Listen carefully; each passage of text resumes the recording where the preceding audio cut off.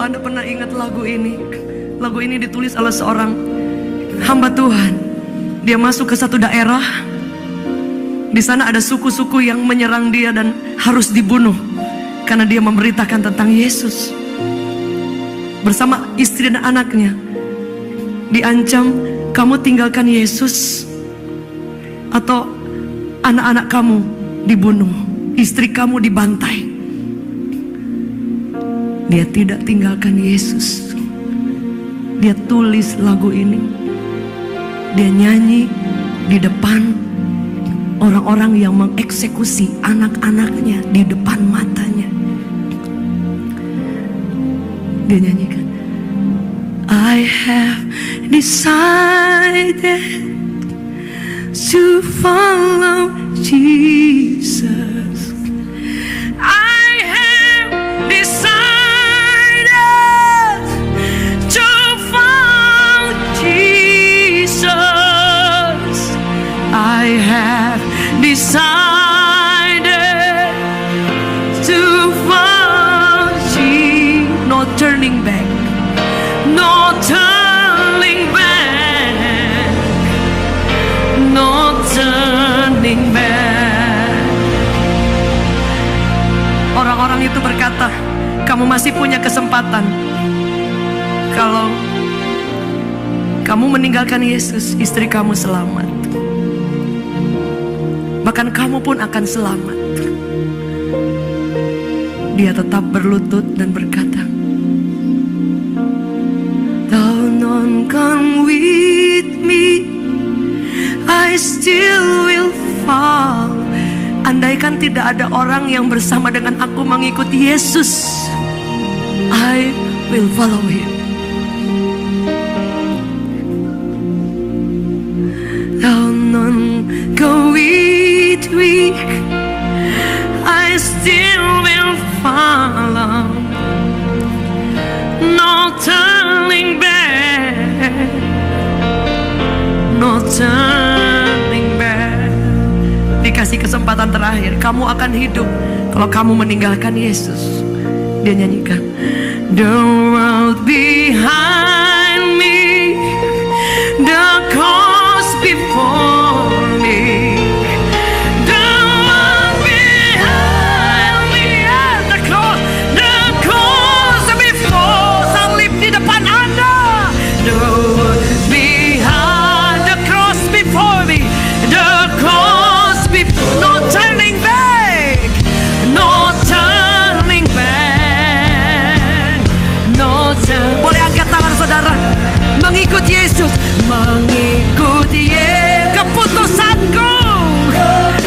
Hari ini ada di antara saudara pertama kali Anda menerima Yesus. Nyanyikan lagu ini dimanapun Anda berada. Syakarata kaya radabaya syandarata kaya rada. Keputusanku ku tak ingkar, ku tak ingkar. Berapa di antara saudara jika Yesus bertanya, maukah engkau menyerahkan hidupmu bagi aku, bagi Kristus, sehingga rupa Allah, morphoteo, itu nyata dari tempat Anda duduk atau berdiri. Kau yang berkata, Tuhan, hidup aku buat Engkau, hidup aku bagi Engkau. Mari dengan segala hormat dalam sikap doa, boleh tutup mata kita di hadapan Tuhan. Hanya Engkau dengan Tuhan. Mari angkat kedua tangan. Bapak Ibu yang ada di rumah, yang menyaksikan live pada saat ini, yang pun yang mengikuti tayangan ulang, wherever you are, izinkan Roh Kudus mengalir, menjamah setiap kita. Saya percaya ada ribuan orang hari ini yang berkata, hidup aku bukan tentang aku lagi. Kami angkat tangan kami tinggi di hadapan Tuhan. Mulai hari ini kami tahu bahwa hidup kami adalah Kristus. Engkau menjadi Raja. Dan kami akan melihat kemuliaan Allah. Kami akan melihat nama di atas segala nama, berkuasa atas setiap kehidupan kami. Shanda rata kaya rala baya sherede. Korea rabaya shanda rata kaya rala baya Berapa di antara saudara yang hari ini engkau sedang di tengah-tengah pergumulan, di tengah-tengah kesulitan? Mari angkat tanganmu lebih tinggi di atas kepala. Izinkan kuasa Allah menjamah. Biarkan kuasa Allah mengalir right now.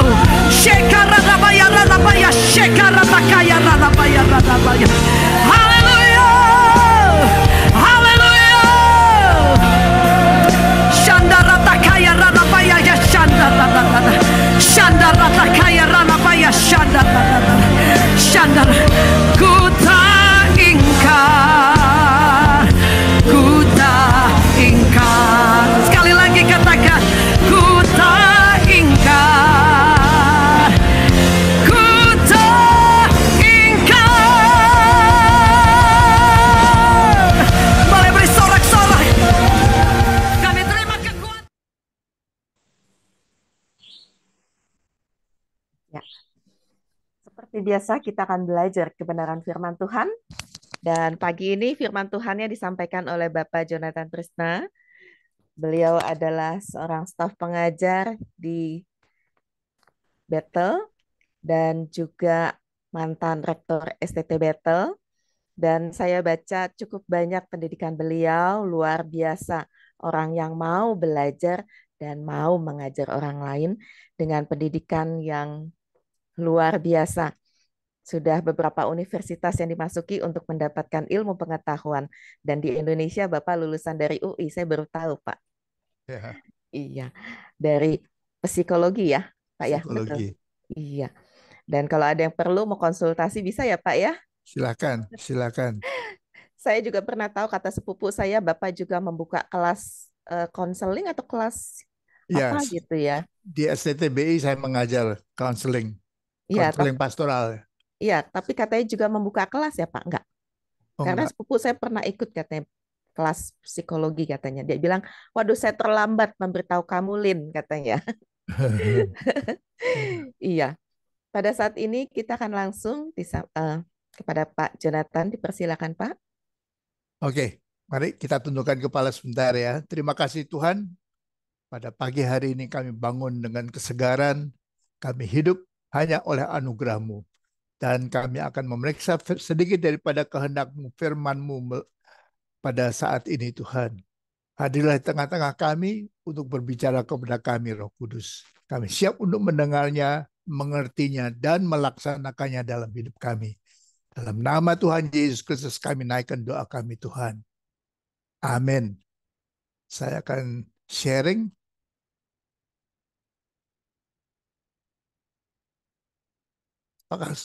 Apakah bisa dilihat? Belum Pak. Oh, sebentar ya.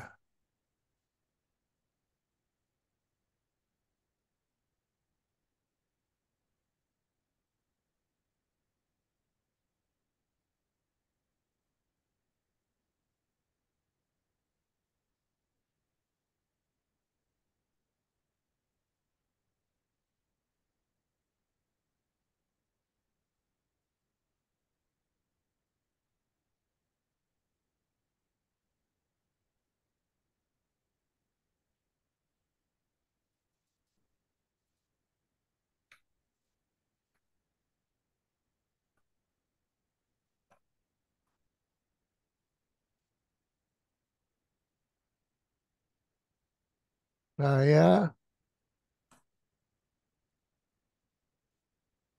share screen ya. Harus share screen ya. Ya Pak, bisa kah?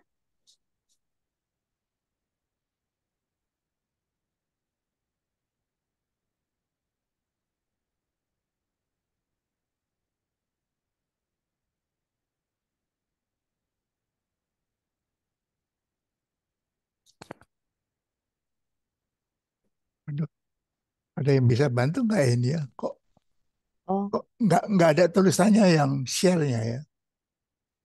yang share screen biasanya Ibu Oh Lini ini ya, ya, ada di bawah share screen ya. yang warna hijau.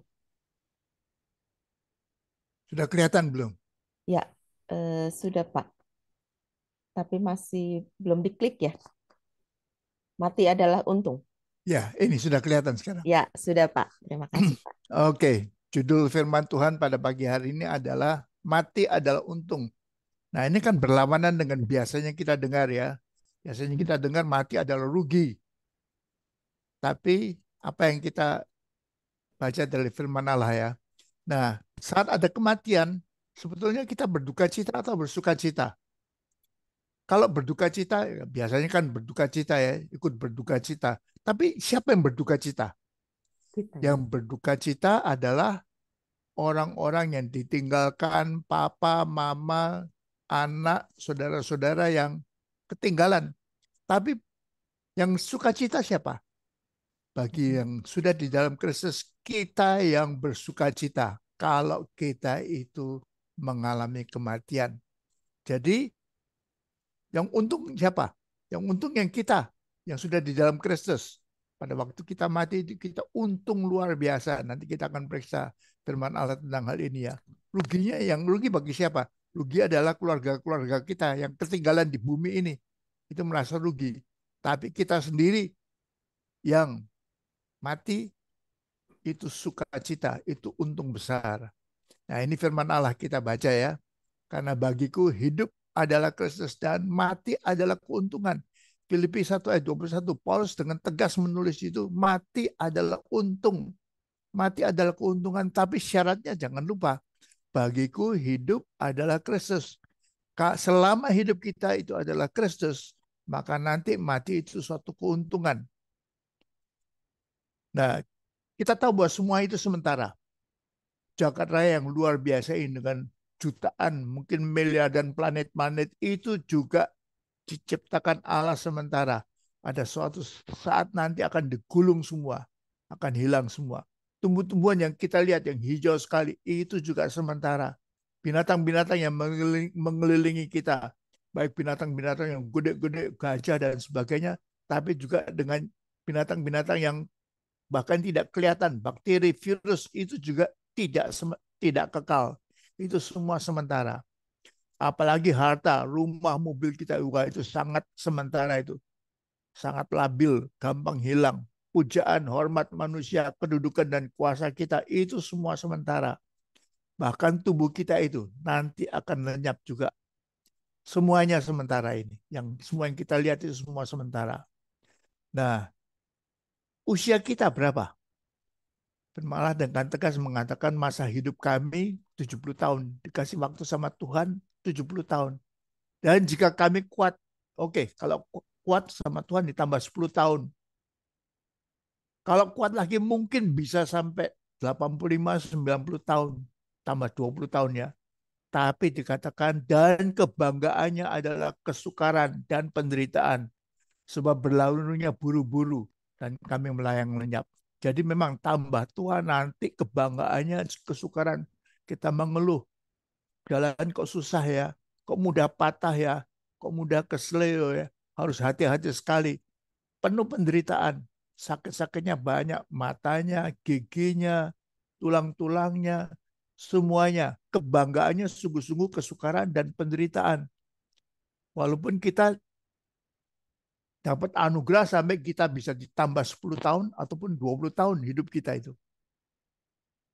Ini adalah Mazmur 90 ayat 10 yang menyatakan usia kita. Kita semua akan mati. Jadi saudara-saudara yang mendengarkan ikut dalam Zoom pada pagi hari ini yang 50 tahun ke atas sudah mulai ayo siap-siap untuk ikut antri. Antri untuk apa? Antri untuk mati. 60 tahun ke atas, wah antrinya sudah lebih di depan lagi daripada yang 50 tahun. Yang 70 tahun ke atas, ini termasuk saya ini, 78 tahun. Antrinya sudah paling depan itu. Kita semua sudah siap-siap untuk antri. Dan banyak yang sudah mati pada saat masih muda. Bahkan yang bayi-bayi, batita-batita, balita, remaja, kanak-kanak SD sudah mati juga. Sebab kita memang tidak bisa menentukan usia kita. Ya, usia kita ditentukan oleh Tuhan sendiri. Kita baca dalam Mazmur 31 ayat 15, masa hidupku ada dalam tanganmu. Bukan di tangan kita.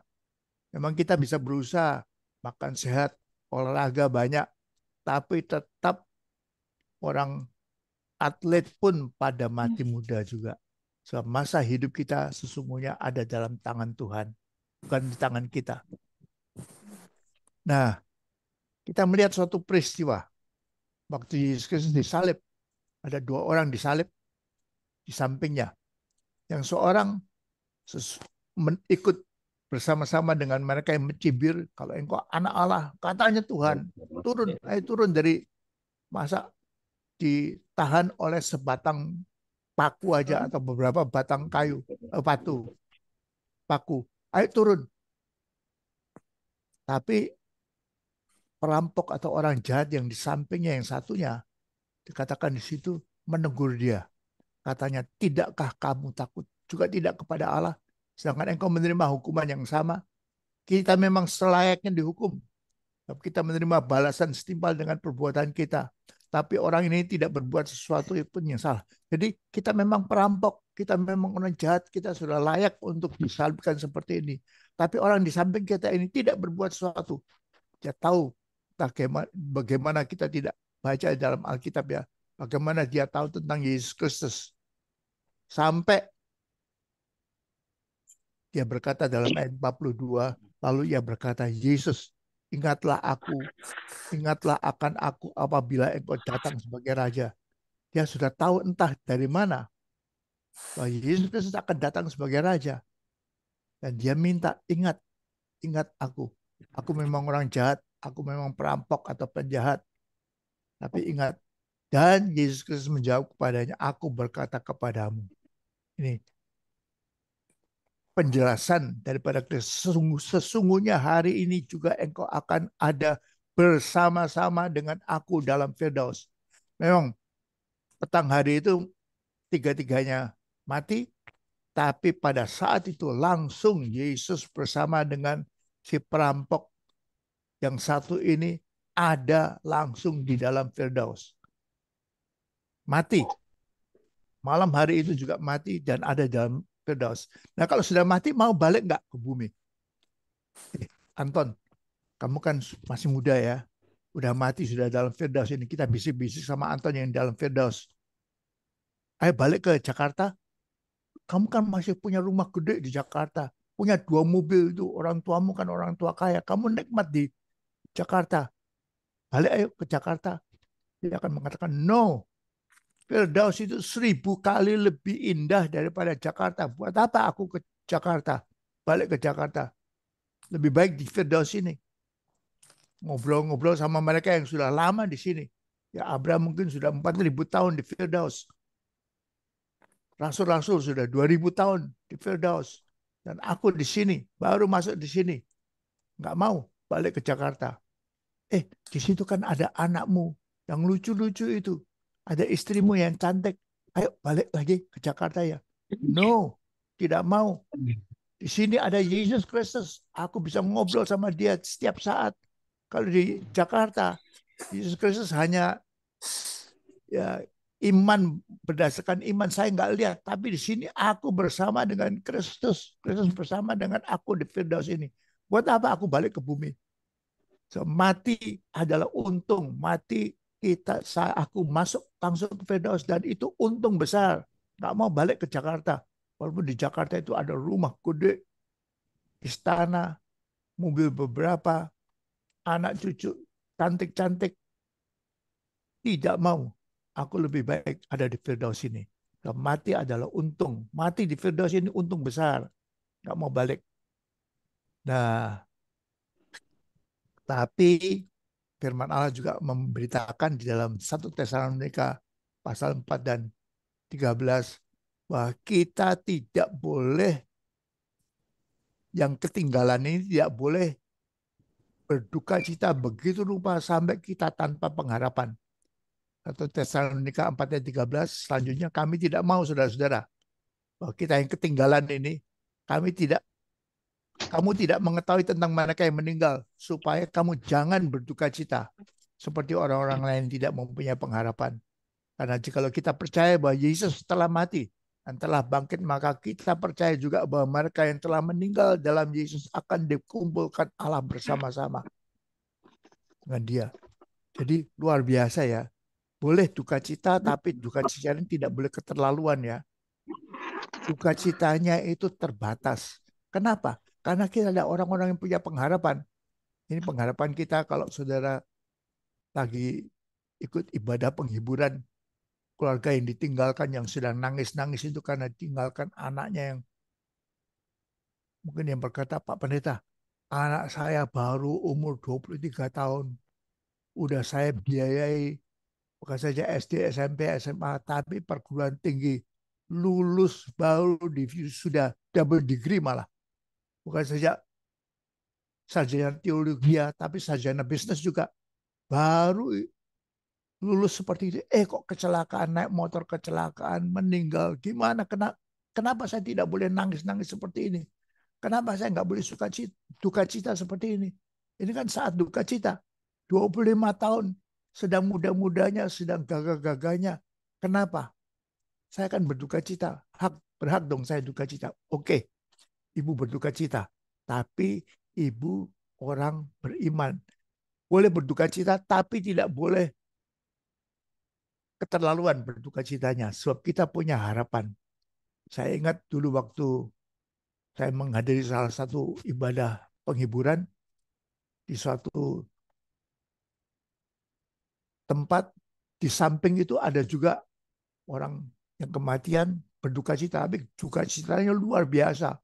Mereka sewa, ya tentunya orang agama lain ya, mereka menangis sewa peratap, suara tamburnya itu luar biasa, suara simbalnya luar biasa, sementara mereka menangis karena mereka dibayar untuk menangis, dibayar untuk berduka cita.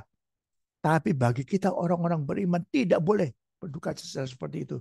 Kita boleh berduka cita, tapi jangan seperti orang lain, seperti yang sebelah itu yang tidak punya pengharapan.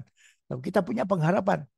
Sebab duka cita nanti akan diubah menjadi sukacita. Karena kita baca itu dalam ayat 14. Kalau kita percaya bahwa Yesus telah mati, telah bangkit, maka kita percaya juga bahwa mereka yang telah meninggal dalam Yesus akan dikumpulkan Allah bersama-sama dengan Dia. Kita nanti, ini bukan selamanya duka cita itu. Ibu anaknya baru umur 25 tahun. Baru mengalami hidup bersama dengan dia 25 tahun. Lalu dia dipanggil pulang. Sekarang sudah di Firdaus. Nanti ibu di Firdaus, ibu akan ketemu dia lagi. Berapa tahun di Firdaus, kita tidak tahu ya kapan Kristus akan kembali ya. Tapi setelah itu Kristus akan kembali, kita menyongsong dia di angkasa, ibu bersama dengan anak ibu akan menikmati pertemuan di udara dan hidup 1000 tahun memerintah bersama Kristus di dunia ini. Entah sebagai apa ya.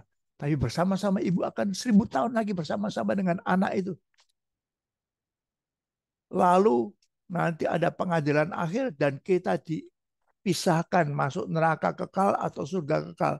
Dan ibu dengan anak ibu yang sudah bertuhankan Kristus itu masuk surga kekal. Bermiliar, triliun tahun bersama dengan dia. 25 tahun itu cuma pendek.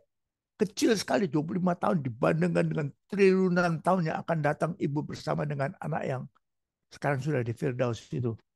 Jadi harapan kita luar biasa. Ya memang kita hanya menikmati di dunia ini 25 tahun. Ibu hanya menikmati 25 tahun dengan anak ibu itu. Tapi nanti ibu akan triliunan tahun bersama-sama dengan dia, ketemu dia, ngobrol sama dia dalam kekekalan. Ya, jadi sebabnya bagi kita boleh berduka cita, tapi tidak seperti orang yang tidak punya pengharapan. Sebab kita nanti akan dikumpulkan Allah bersama-sama dengan mereka yang sudah mendahului kita di Firdaus. Jadi ini seperti kata Paulus tadi, bagi semua orang beriman mati adalah untung. Untung mati adalah keuntungan. Tapi ini ayat ini bersyarat ya. Tapi hidup adalah Kristus. Harus hidup adalah Kristus. Kalau hidup tidak Kristus, mati tidak untung. Mati rugi. Mati celaka ya. Coba kita lihat ini ya. Ya, ini yang dikehendaki oleh Paulus itu. Hidup adalah Kristus, maka mati adalah keuntungan. Ye, ya, jempol kita, ye. Apa artinya hidup adalah Kristus? Ya hidup kita melayani. Mungkin kita sebagai singer, mungkin kita sebagai VL. Gambar tengah atas ini. Kita melayani orang yang miskin, orang-orang yang kelaparan, orang-orang yang tidak ada tempat tidur. Kita layani mereka. Kita sebelah kanan ini, kanan atas ini, kita injili anak-anak jalanan di bawah kolong-kolong jembatan, kolong-kolong jalan tol itu. Kita injili mereka. Itu karya yang luar biasa. Itu hidup adalah Kristus. Di bawah tengah itu, kita kasih makan mereka di bawah kolong jembatan atau kolong jalan tol itu. Kita masih makan karena mereka kelaparan. Ini adalah hidup adalah Kristus ini.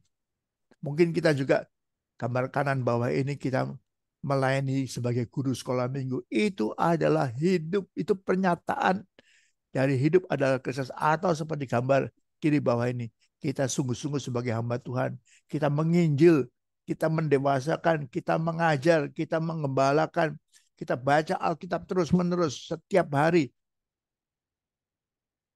Ini hidup adalah Kristus. Maka mati adalah untung.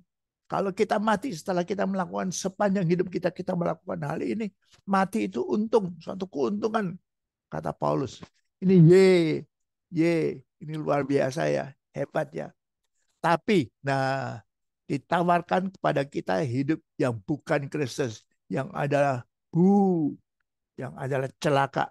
Ini salah satu ya. Yang pertama, hidup adalah wanita atau seks atau kenikmatan. Wah, hidup asik, hidup ini asik. Hidup itu cewek. Hidup adalah seks. Sudah lihat ini. Tony, apa-apaan itu? Kamu kok peluk berapa itu? 6, 7 cewek? Kamu kok begitu? Ya Om, ini bukan saya. Mereka yang telepon saya, Om. Saya memang Tuhan kasih saya kerjaan yang luar biasa. 50 juta sebulannya. Tapi cewek-cewek ini teleponin saya, Om. Bukan saya yang teleponin mereka. Mereka minta diajak ke hotel. Mereka minta diajak ketawa-ketawa. Berkaraoke ria itu. Free sex itu mereka yang ngajak, Om. Kiri bawah ini. Ida, apa-apaan itu? Kamu kok jadi perempuan malam? Ya Om, anak saya 2 masih kecil-kecil. 1 tahun, 2 tahun, Om. Mereka masih butuh banyak. Orang tua mama saya, Om, sudah tua, Om, sudah sakit-sakitan.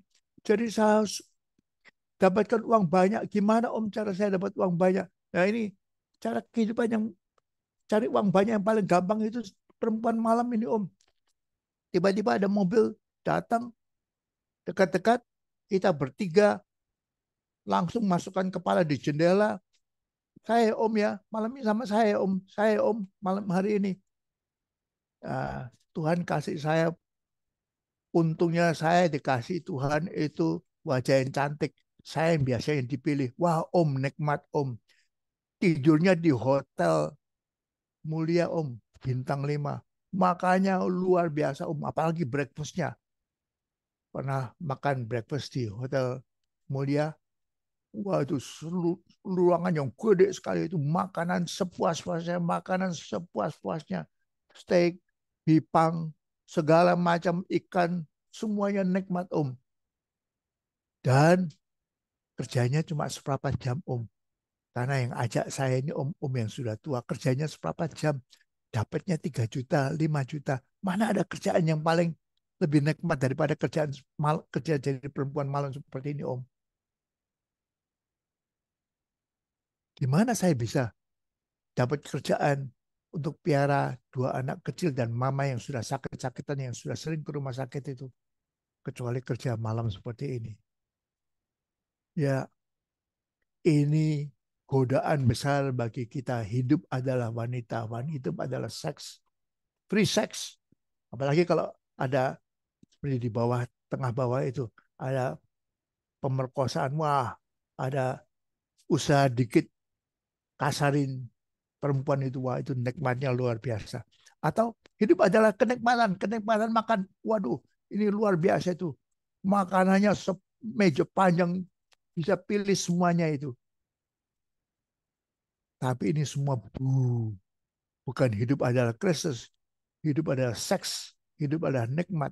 Atau yang bawah itu ya, pakai obat-obatan, nyuntik. Wah itu nikmat ini Om, nikmat ini. Ini cilaka ini. Ini ya, bu. Yang kedua, hidup adalah duit, hidup ada harta. Wah, Om lihat sebelah kiri itu, tidurnya di bathtub, bathtub itu yang penuh dengan duit itu. Wah ini hebat, ini hidup paling nikmat ini Om. Banyak duit itu rezeki saya ini Om. Ini gambar tengah atas ini. Tati, apa-apaan ini kamu kerja kok malam di tempat perjudian seperti ini? Wah ini Om paling nikmat ini Om. Tinggal senyum aja. Saya kan cantik Om. Jadi saya tinggal senyum aja. Dikasih pakaian yang seksi Om. Kerjanya nggak capek Om. Tapi duitnya lumayan Om. Wah, tapi ini di hadapan Allah. Ya. Atau kanan ini. Jual segala macam narkoba itu. Wah, laris Om. Atau gambar tengah bawah ini. Ini semua yang pakai rompi orange ya. Oranye ini ya. Orang tahanan. Koruptor. Tapi sudah lihat ini. Ada 6 koruptor. Tapi kok ketawa cerah ceria itu. Sambil melambai-lambai tangan itu. Kenapa koruptor-koruptor yang sudah ditangkap KPK itu pada ketawa-ketawa seperti itu. Kok lain dengan yang gambar kanan itu. Kanan 2 itu koruptor-koruptor juga. Tapi di Cina ini. Mereka ketakutan. Kenapa? Karena mereka akan dihukum mati. Mereka dijatuhi sebagai koruptor, dihukum mati. Kalau di Indonesia kan tidak Om. Ya memang kita tinggal di tahanan. Tapi Om, hari Jumat datang helikopter. Angkat kita, bawa kita terus ke Bali. Nikmati weekend di Bali.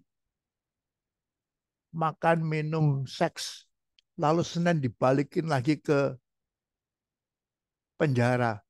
Tapi penjara itu kamarnya bukan seperti kamar penjara Om. Seperti hotel. Nikmat itu. Koruptor-koruptor itu nikmat. Makanya mereka sudah pakai rompi orange itu, oranye itu. Tapi ketawa-ketawa semua. Dada-dada semua. Nyengil-nyengil semua. Karena hidup adalah harta. Hidup adalah duit. Nikmat Om. Nikmat. Ini yang nomor 2 ya. Hidup adalah duit, harta. Yang ketiga itu, hidup adalah tahta, kedudukan. Wah, asik Om. Kalau punya kedudukan tinggi itu asik. Hidup adalah tahta. Semua tunduk. Ya bahkan pegawai-pegawai nggak berani. Kalau berani nggak tunduk, berani ngelawan, teriakin aja. Gampar aja. Maki-maki aja. Nah, ini bahkan menggoda orang-orang beriman. Pendeta-pendeta juga berebut ini. Hidup adalah tahta. Hidup adalah kedudukan. Apalagi kok gerejanya gede begitu, 2000 jemaatnya 2000 ke atas itu. Waduh, pendeta gede, anak buah harus tunduk-tunduk seperti gambar itu ya. Karena kita pendeta gede, pendeta-pendeta pada rebutan. Ini yang nanti waktu gedor-gedor pintu Firdaus, Tuhan akan mengatakan, ditolak oleh Tuhan, hai kamu semua pembuat kejahatan. Aku tidak kenal kamu, pergi sono. Walaupun kita pendeta, tapi kok Tuhan tidak kenal ya. Kita yang berprinsip hidup adalah tahta, hidup adalah kedudukan. Kita mengejar kedudukan. Yang berikutnya hidup adalah kuasa. Kalau saya bos besar, kuasanya luar biasa. Wah, semua harus tunduk. Sudah lihat gambar-gambar kanan bawah itu orang-orang yang berkuasa itu. Yang rebutan kedudukan, rebutan kuasa itu. Sebagai pemimpin-pemimpin negara itu pun buat rebutan. Bahkan ada paus di situ juga. Ini semua. Kita pengennya jadi bos begitu dengan kuasa yang besar. Hidup adalah pujian. Ini juga ini. Hidup adalah pujian. Hidup adalah sanjungan. Wah, kalau saya masukin gol 1 gol aja Om. 50.000 orang di seluruh stadion itu teriak-teriak, lompat-lompat. Memuji saya, tepuk tangan semuanya. Ini nikmat Om. Hidup adalah pujian, itu nikmat. Hidup adalah sanjungan, itu nikmat. Walaupun di hadapan Allah ini semua adalah ya. Bu. Yang keenam, nah ada orang prinsip yang mengerikan ini. Hidup adalah kekerasan. Ayo kita kumpulin preman-preman. Berani sama saya, celaka kamu nanti. Bahkan sudah lihat gambar kanan atas itu, mertua pun berani ngomel, tabok. Mertua pun ditabok. Apalagi istri, gambar bawah itu. Istri berani ngomel, tabok, pukul aja. Hidup adalah kekerasan. Pokoknya dengan kekerasan kita menang. Kita nikmat. Ini juga. Ini 6 macam prinsip hidup yang adalah sangat berlawanan dengan hidup adalah Kristus. Tapi hidup adalah segala macam ini ya. Waktu dulu saya masih mahasiswa, terkenal ada 5 godaan atau 3 godaan. 3 godaan tahta, wanita, harta. Hati-hati. Nah, ada seorang dosen malah mengatakan 4. Wanita, tahta, harta, wanita. Loh kok 2 kali itu wanita? Ya itu godaan yang paling besar itu. Godaan seks itu godaan paling besar bagi kita calon pendeta waktu itu ya. Karena kita masih mahasiswa teologi ya. 4 godaan ini. Gila tahta, gila wanita, gila harta. Nah, saya tambahkan dengan 3 lagi. Kekerasan, kuasa, hormat ya. Ini semua cilaka ini. Hidup adalah Kristus, mati adalah untung. Tapi hidup non Kristus, mati adalah cilaka, kak. Sebab apa? Sebab kita masuk neraka semua nanti ini. Lihat gambar-gambar yang merah menyala ini. Neraka yang kita lihat orang-orang yang teriak-teriak, orang yang nangis-nangis. Hari ini kok tangan saya digigitin sama iblis ya. Digigitin terus sampai habis. Lengannya sampai habis, lengan kiri ini. Malamnya tumbuh lagi, besok digigit lagi. Dianiaya terus-menerus.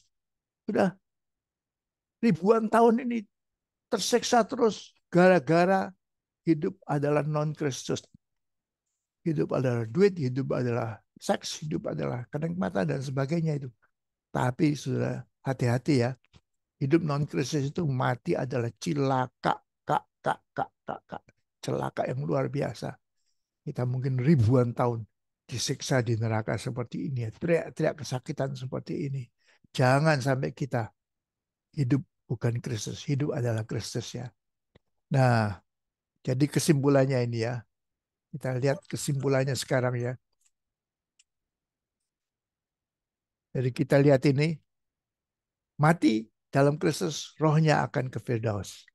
Kalau kita mati, misalkan kecelakaan atau karena sakit atau karena tabrakan begitu, tubuh ini no problem. Tubuh ini tertinggal, akan busuk di bumi. Dimakan belatung, dimakan rumput, rumput dimakan sapi.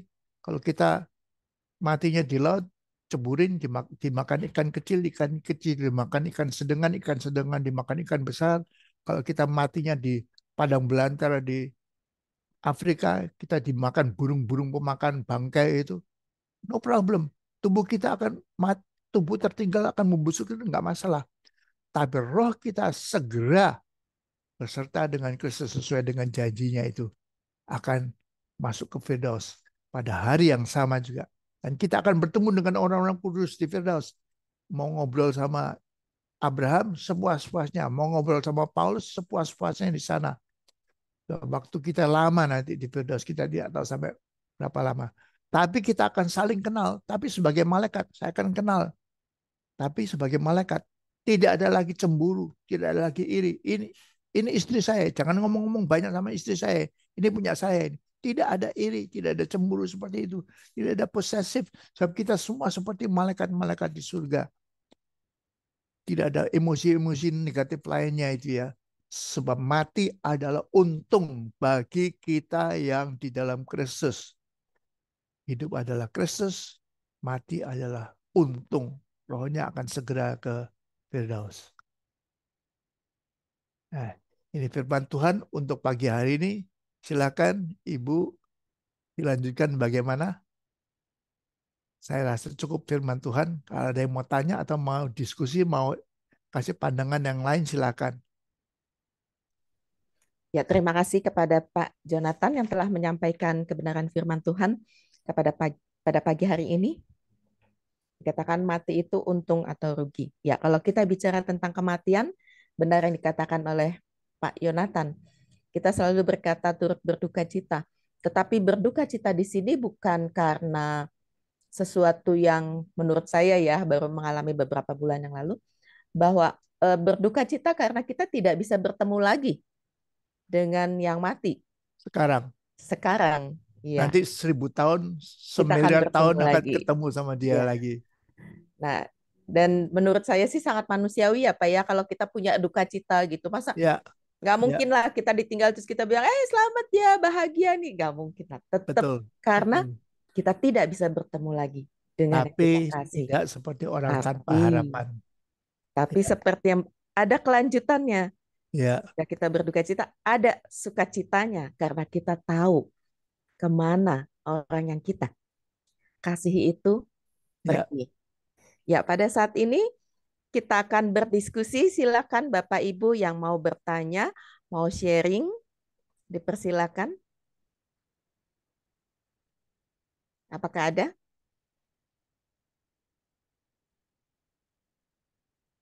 Ibu Lina tahu Ya, pesawat favorit saya apa? apa Pak? Pesawat favorit saya itu Lion Air. Kalau lagi terbang ke atas itu lagi tidur, tiba-tiba boom meledak begitu, semuanya terbakar, tubuh saya jadi abu jatuh ke laut. Tapi begitu saya melek, saya sudah di gerbang Firdaus. Dan Yesus Kristus sudah tangannya terbuka menyambut saya, hai hambaku yang baik dan setia, masuklah dalam kesukaan Tuhanmu. Luar biasa kita itu, mati untung. Jadi naik Lion Air no problem. Bukan saja karena paling murah, tapi no problem. Nggak Ya, masalah, mati adalah untung. Ya, ada ya. yang ingin sharing atau ingin pendapat atau ingin tanya?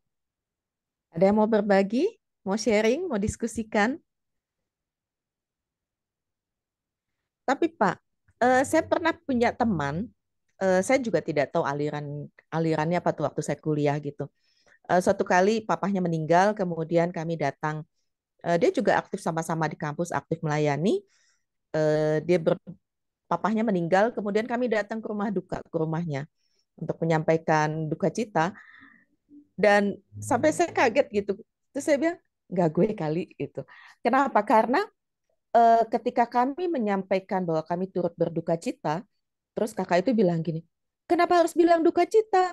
Saya senang kok papa saya mati gitu. Saya senang banget karena saya tahu dia kemana. Terus kita semua pada bengong. Ya nggak salah sih, betul gitu. Betul, Tetapi betul. apakah harus bereaksi seperti itu ya Pak ya? Terutama kalau orang tua kita sudah tua sekali, seperti saya sudah hampir 80 tahun, atau sudah sakit-sakitan, sudah diabetes, sudah kakinya itu sudah harus dipotong, sudah di kursi roda, jauh lebih baik papa kita itu ke Firdaus. Nanti jadi muda lagi, jalannya tegap lagi, bukan saja jalan, tapi melayang-layang kemana-mana, menikmati Firdaus bersama dengan Tuhan Yesus. Jadi untuk papa saya yang sudah tua atau yang sudah sakit-sakitan, mati adalah untung juga. Jadi kita tidak terlalu berduka cita. Jadi memang kita bagi orang-orang yang beriman itu boleh berduka cita tapi dikit aja. Jangan seperti orang tanpa pengharapan. Sebab luar biasa. Kalau sudah tua tapi dalam Tuhan, mati itu untung luar biasa, untung besar. Makanya saya tidak takut mati.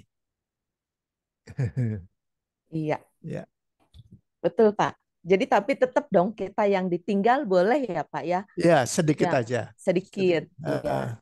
Dan dengan penuh harapan, bukan tanpa pengharapan. Tetangga kita yang pakai genderang dan segalanya, pakai simbal sambil nangis-nangis, teriak-teriak itu karena mereka tidak punya harapan.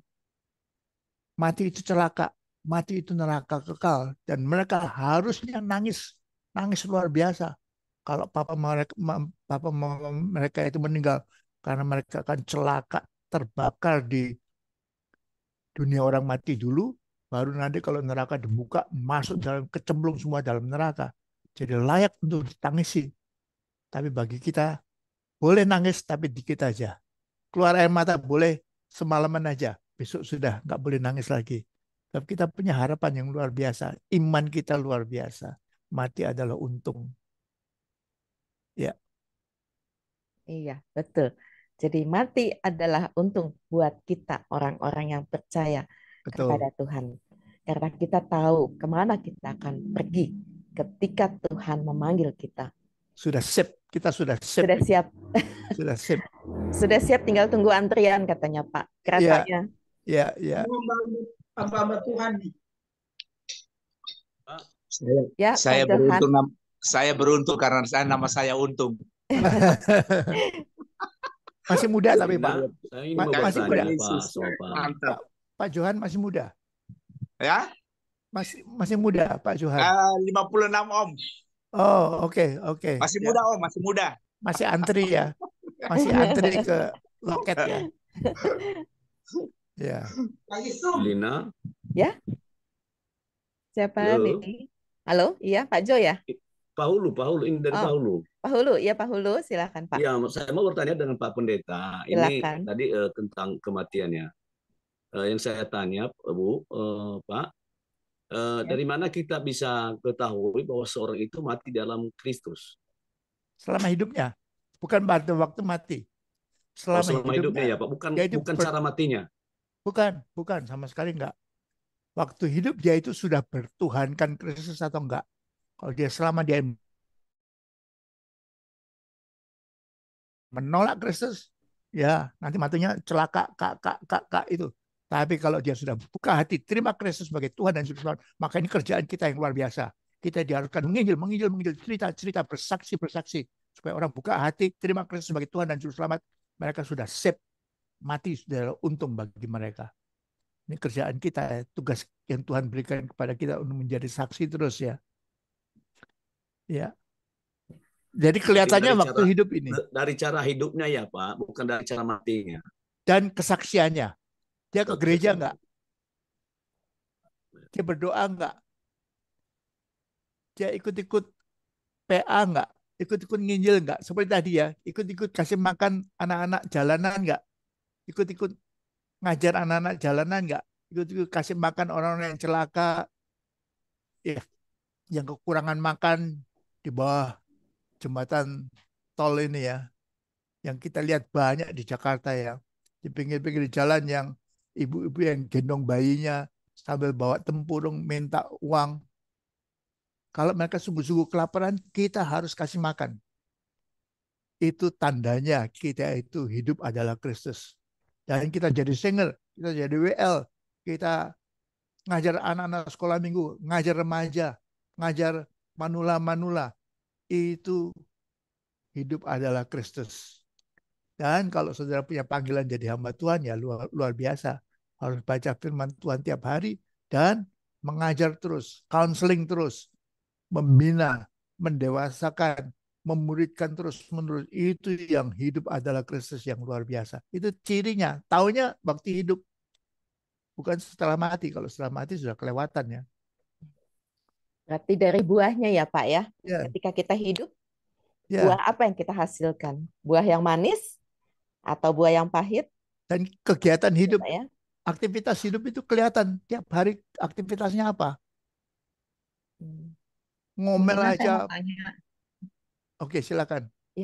kalau kita nggak melayani secara rohani di gereja, umpama jadi WL atau menginjil, tapi kita melayani dalam rumah tangga ya, melayani dalam sekuler, apakah itu Ya. termasuk suatu perbuatan yang baik gitu, Ya, yang menjamin kita masuk surga juga? bukan menjamin. Hidup adalah Kristus. Yang menjamin waktu kita terima Kristus sebagai Tuhan dan Juru Selamat ya. Waktu kita diinjili lalu mengatakan, ya saya mau terima Ya, kita udah Kristus sebagai terima Tuhan. Tuhan, Nah, tapi udah itu dalam sudah save. perbuatan sehari-hari kita nggak menginjil, cuma melayani dalam kehidupan rumah tangga kita, dalam pekerjaan kita gitu. Tapi kan tenaga kita itu 100%. Kalau hanya keluarga mungkin cuma dipakai 20% aja. 80%-nya buat apa? Nah, semoga 80%-nya untuk pergi ke tetangga, ngobrol-ngobrol, tiba-tiba berkata, ibu nanti kalau mati ke surga atau ke neraka ya? Yang maunya saya ke surga dong. Ibu, saya tahu jalan untuk ke surga itu. Tuhan Yesus sudah mati bagi ibu, menderita di kayu salib supaya ibu dapat keselamatan. Mau terima Yesus sebagai Tuhan dan Juru Selamat? Kita menginjil. Jadi jangan 80%-nya, 20% untuk keluarga, baik, itu bagus. Menimang cucu-cucu kita, tidurin cucu-cucu kita, suapin cucu-cucu kita. Ya itu, tapi itu cuma 20% dari 100% tenaga kita, waktu luang kita. 80%-nya untuk apa? Ya untuk jalan-jalan aja. Jalan-jalan, lihat orang yang di pasar begitu, lihat orang yang kelaparan atau minta-minta, ya kita kasih sebagian uang kita, berkat Tuhan untuk kita yang kita bagiin sama dia. Lalu kita lihat anak-anak jalanan, kamu hari Minggu kerjaannya apa? Ayo ikut sama saya ya. Saya punya kelas bagus yang mengajar kamu, mendidik kamu. Kita lakukan itu dengan 80% sisa tenaga kita itu. Atau kalau kita bisnis, 80% juga gunakan itu untuk melayani. Saya baru melayani di suatu real estate, itu pemimpinnya itu seorang yang sungguh-sungguh bagi Tuhan. Wah, dia senang sekali kalau tempat pertemuan di kantornya itu ada ibadah itu, wah dia senang sekali. Jadi kita anjurkan anak buah kita juga, yuk kita beribadah, yuk kita kumpul, yuk kita ngerumpi firman Tuhan, tapinya berParia, saling memuridkan. Itu yang 80% waktunya. Jangan hanya pakai 20% aja untuk keluarga ya. 80%-nya untuk Tuhan. Yuk. Oke. Ya. Ada Ibu Kristel yang mau bertanya, sudah angkat tangan? Ada Bu? Silakan Ibu Naomi, angkat tangan tadi. Ibu Kristel dari tadi tuh. Shalom. Oh, Ibu Naomi. Bu Kristel Silakan. dulu boleh? Ibu Kristel yang sudah angkat tangan, silakan Bu. Shalom Pak Pendeta. Terima kasih Shalom. atas khotbahnya hari ini. Saya mau mengajukan pertanyaan. Silakan. Bagaimana tanggapan Bapak jika ada rekan kerja saya berulang kali bicaranya mau mati? Itu bagaimana ya Pak tanggapannya? Kita harus counseling sama dia. Kalau ibu punya karunia counseling, ngomong sama dia. Kalau ibu nggak punya karunia counseling, ajak ke beribadah di gereja, kenalkan sama Bapak Pendeta, moga-moga Bapak Gembala Saudara bisa counseling, sebab dia ada ketakutan mati, ada rasa berdosa, rasa bersalah, ada pergumulan yang luar biasa yang dia tidak bisa selesaikan sehingga pengen mati aja, pengen bunuh diri aja. Jangan, kalau bunuh diri nanti masuk neraka nanti. Kita ngomong sama dia. Jadi moga-moga. Jadi kalau Bapak Gembala Saudara bisa membina dia, bagus sekali. Kalau nggak ada ya minta Ibu Lina untuk kasih nomor saya, hubungi saya akan hubungi dia untuk counseling. Supaya dia itu tidak pengen mati begitu. Itu parah itu. Kalau rasa putus asa itu harus diganti dengan pengharapan. Sebab kita orang Kristen ini berpengharapan. Mungkin dia harus bertuhankan Kristus dulu. Kalau dia sudah bertuhankan Kristus pun, masalah apa yang menyebabkan dia sampai begitu patah hatinya ya, begitu putus asanya itu. Nah, kita selesaikan itu. Jadi harus kita layani itu orang-orang seperti itu juga ya. Baik Pak. Tapi sebagai pribadi orang Kristen, apakah bilang ingin mati terus itu dosa? Kalau dosa atau tidak dosanya nggak ada ayat yang mengatakan itu. Tapi kalau ingin mati karena putus asa, ya jangan. Sebagai orang Kristen, saya walaupun saya mengatakan mati adalah untung, saya nggak pengen mati. Saya ingin melayani Tuhan kalau bisa sampai 90 tahun, usia sampai 90 tahun melayani terus. Saya tidak ingin Amin. mati, walaupun Betul. yakin bahwa mati itu keuntungan bagi saya, tapi nggak pengen Betul. mati. Iya. Kalau masih ada punya kesempatan melayani Tuhan, jangan mati dulu, Pak. Tuhan rugi, Pak. Ya. Ya, Maaf nih saya sedikit cerita. Ada satu silakan. pendeta ya, itu orang Ambon, Pendeta Agus. Saya waktu di Jakarta itu tahun 90-an pulang dia berfirman di gereja saya, Gereja Sidang Jemaat Allah ya, Mangga 23. Kita ajak dia makan. Ya, Ya, saya istri dia ajak dia. Orangnya gemuk, rada gemuk. Terus dia cerita sama kita. Waktu itu dia baru umur sekitar 53-an. Terus dia cerita, saya tempo hari di Surabaya, saya baru habis berfirman, berdoa, dia bilang habis berfirman terus diminta diajak mendoakan orang yang sakit di rumahnya, saya doain, saya doain, saya doain. Selesai itu dia bilang saya pulang, saya di tengah jalan kolaps, dia bilang serangan jantung. Udah gitu serangan jantung, saya dibawa ke rumah sakit di mana saya tadi mendoakan itu jemaat saya. Jadi saya malu, dia bilang sama jemaat saya datang lagi, dia Bapak tadi baru ngedoain orang, sekarang Bapak sakit. Dia bilang, ya itu mungkin Tuhan mau, ya Tuhan bicara sama saya, itu hikmat dia. Dia pakai sebagai hikmat Allah, mungkin Tuhan bicara sama saya ada sesuatu yang nggak benar nih di dalam saya. Tuh, dokter periksa, dia bilang dalam 2 bulan Bapak harus di bypass. Kalau tidak, Bapak turunkan berat badan Bapak sampai sekian kilo gitu aja. Udah gitu, dia bilang, saya pulang ke rumah, saya cerita sama anak saya tahu semua. Kita ayah kan punya anak kan mau nyenengin, dia bilang saya disiksa sama anak saya Pak. Dia cerita begitu. Loh kenapa? Iya, saya makan nggak boleh ini, nggak boleh itu, nggak boleh ono.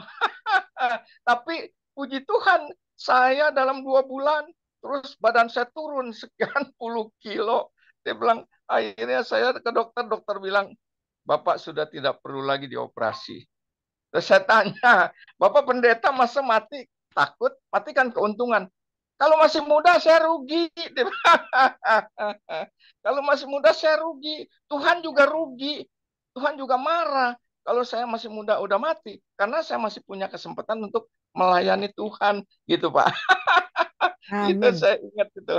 betul, Betul, betul. Pak Ahok. Memang kita Baik, ya, walaupun bagaimana, jangan mati dulu. Kalau kita masih bisa melayani Tuhan. Kalau seperti Bapak Jonathan bilang tadi udah ya jalan udah ini udah didorong dan ya itu udah umur 70 ke atas 80 ya nggak apa-apa lah ya gitu. Tapi juga kita secara pribadi nggak mau ya. ya, jangan. Jadi, Betul Pak. betul, jangan terlalu gemuk, jangan Ya males. Kalau saya boleh bergerak sharing, tiap hari, tiap pagi itu 2 jam saya jalan. bola, doa sambil Abu. olahraga. Saya jalan kaki aja. Malam 1 Betul. jam. Jadi 3 jam sehari. eh, saya lihat gembala saya di Surabaya dulu sampai 6 jam sehari bersekutu sama Tuhan. Waduh. Sama kalah jauh ini. Tapi Kalau saya bisa memang harus jalan. Jangan jadi gemuk. Makanya saya harus jaga tubuh kita. Jangan jadi memang gemuk. Jangan segala macam penyakit. Puji Tuhan saya sehat. Jadi saya harapkan ya nanti sampai. obesitas itu memang penyakit ya, Ya, diabetes ya, betul. Segala macam kolesterol, penyakit. Dan jaga. badannya sakit semua. Bangunnya Betul. nggak lelap. Aduh, berat sekali bangunnya pagi itu ya. Kita kalau gemuk juga Pak, memang bergerak aja capek rasanya gitu Pak. Ya betul. Kenapa nggak langsing aja? Dan lebih menarik ya. Lebih menarik ya. Kalau kita langsing baik bukan saja yang perempuan. Laki-laki langsing kan lebih menarik ya. Lebih Betul. dihargai orang. Daripada gemuk. Gerakannya juga gesit ya Pak. Kita mau ke sana Iya, kemarin nggak capek. betul. Kalau kita gemuk orang melecehkan kita. Ah, si gendut ini, si gendut lagi. Betul, betul. Khotbah Iya, lagi, Saya si juga gendut saya lagi. jaga badan saya, berat badan tidak Ya, mau lebih dari 81, 82 saya stop makan gitu. Saya tingginya 177. waduh jadi Jadi tinggi tetap Bapak tinggi sekali iya, ya. harus tetap sehat ya, 177 Pak. tapi Ya. saya maksimal saya jaga 80. Kalau udah 8,5 saya kurang makan. Udah kadang sampai 82 saya stop makan. Saya nggak makan 1 2 hari. Minum Ya, minum minum aja. Makan ada Iya, makanan yang khusus saya ya, itu sun chlorella. Jadi makan sun chlorella itu saya tidak makan apapun, itu nutrisinya cukup. Cukup ya. Itu rutin saya makan setiap hari. Jadi Iya. itu jaga badan gemuknya tuh begitu. Tapi yang Betul. bikin gemuk kan roti, ya kan, bakmi, nasi, itu Nasi, bikin gemuk. Karbo ya. karbo. Iya, Karbo itu bikin Ya, gemuk. harus jaga iya, supaya betul. hidupnya lama. Betul. Silakan Amin. Naomi Silakan mau Ibu tanya. Naomi. Ibu Naomi, ya, Ya, silakan Bu. halo semua. Halo. Terima kasih Pak Pendeta Jonathan Trisna. Saya mau kesaksian sedikit. Saya punya teman tinggal di Rantau Prapat. Jadi mamanya ini memang pekerja pelayan Tuhan di gereja. Umur mamanya itu waktu itu 75 tahun. Nah, teman saya Mary ini cerita bahwa sebelum mamanya itu meninggal, ada hampir 3 tahun lebih mamanya itu berdoa sama Tuhan supaya ketika dia meninggal, Roh Kudus beritahu kepada dia, dan dia minta sama Tuhan itu, sama Yesus, dia minta dia maunya meninggal di tempat tidurnya, nggak ke rumah sakit, nggak sakit berat, nggak ngerepotkan anak menantu cucu begitu ya. Singkat singkat cerita, doanya itu dijawab Tuhan. Nah, waktu mamanya itu mau meninggal, mamanya itu mandi, makan bersih gitu ya, lalu berdoa. Ketika berdoa, mamanya itu bersujud, jidatnya itu ke lantai. Nah, di situ mamanya meninggal. Jadi ketika cucunya datang gitu ya, ada cucunya yang tinggal di rumahnya membangunkan opungnya ini, ternyata dilihat sudah meninggal dalam keadaan sujud berdoa gitu ya. Saya mendengar kesaksian itu gembira, sukacita, dan saya bilang sama teman saya, wah mamamu itu berbahagia, doanya dijawab Tuhan gitu ya. Berarti Pak Pendeta di sini ada juga doa yang dijawab gitu ya, yang diberikan Tuhan. Terus saya bawa ke dalam keluarga saya, papa saya itu meninggal umur 46 tahun.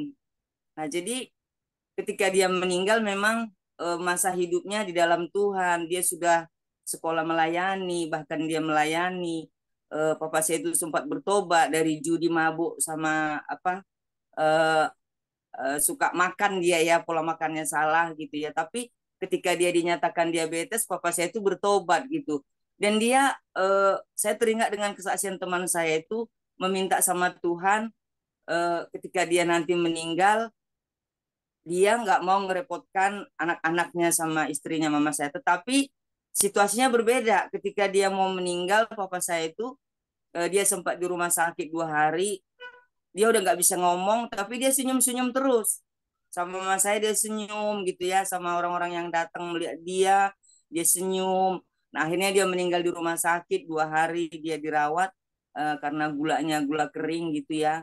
Terus dia meninggal itu, sebelum meninggal itu dia senyum-senyum gitu. Padahal dia itu pecah levernya karena masa mudanya pola hidupnya salah gitu ya. Jadi saya di sini berpikir sebagai orang yang mengetahui seperti itu, saya mau bertanya Pak Pendeta Jonathan Trisna, apakah saya juga kepengen doa yang sama seperti itu kalau nanti dipanggil Tuhan, Tuhan yang menentukan memang semuanya dengan caranya. Apakah boleh doa juga yang sama seperti itu Pak? Itu pertanyaan saya. Terima kasih. Tuhan Ya, berkati. tentunya boleh, tidak memberatkan anak-anak. Ya, Seperti saya juga, saya pengennya saya melakukan perjalanan misi, lagi terbang ke Pontianak, tiba-tiba pesawatnya meledak, boom, langsung saya jadi abu semua, terbakar, dan langsung saya melek sudah ada di gerbang Firdaus. Boleh, amin. tapi jangan merepotkan ya. Jangan ada orang-orang, aduh, saya paling enak itu kalau mati di mimbar, habis khotbah. Tapi itu mengejutkan seluruh gereja nanti. Anak-anak pada ketakutan jadi hamba Tuhan. Takut melayani. Kalian lihat bahwa pendeta ini tiba-tiba rebah jatuh dari mimbar dan dinyatakan meninggal. Jangan yang begitu. Jangan pengen yang begitu. Pengen yang seperti tadi di kamar sendiri, di pesawat terbang, atau di mana yang cepat ya. Yang enak itu yang cepat. Jangan sampai sebulan di rumah sakit atau 2 minggu di tempat tidur terus. Kalau bisa ya minta yang cepat ya, cepat dan nyaman dan langsung. Seperti kalau saat terbang meledak kan 1 detik sudah sampai ke Firdaus ya. Jangan di mimbar, jangan minta saya mati di hadapan anak-anak cucu saya semua lihat saya lagi makan tiba-tiba pluk kepalanya jatuh di piring lalu meninggal. Itu nanti mengagetkan semuanya, mengerikan itu. Mereka jadi takut mati nanti. Jangan juga di mimbar. Walaupun waduh hebat kalau saya sampai mati saya melayani Tuhan lagi khotbah lalu jatuh. Jangan. Itu menyebabkan trauma sama terutama anak-anak yang lihat itu akan trauma sekali. Ya. Jadi nggak apa-apa. Mau mati di tempat tidur, mau mati di pesawat terbang. Dan kalau saudara jangan berduka cita ya. Saudara masukkan iklan di Kompas gitu ya. Kita ikut berduka cita karena tadi malam Bapak Pendeta Yonatan Trisna naik pesawat ke Pontianak meledak. Jangan, tapi saudara-saudara, mari kita bersuka cita. Hari ini Pak Yonatan sudah ada di Firdaus, sudah menikmati kekekalan ini. Jadi jangan berduka cita ya, kita bersuka cita. Mati adalah untung. Oke. Gimana Ibu Lina, ada lagi? Ya, sudah. Sudah waktunya juga. Ya.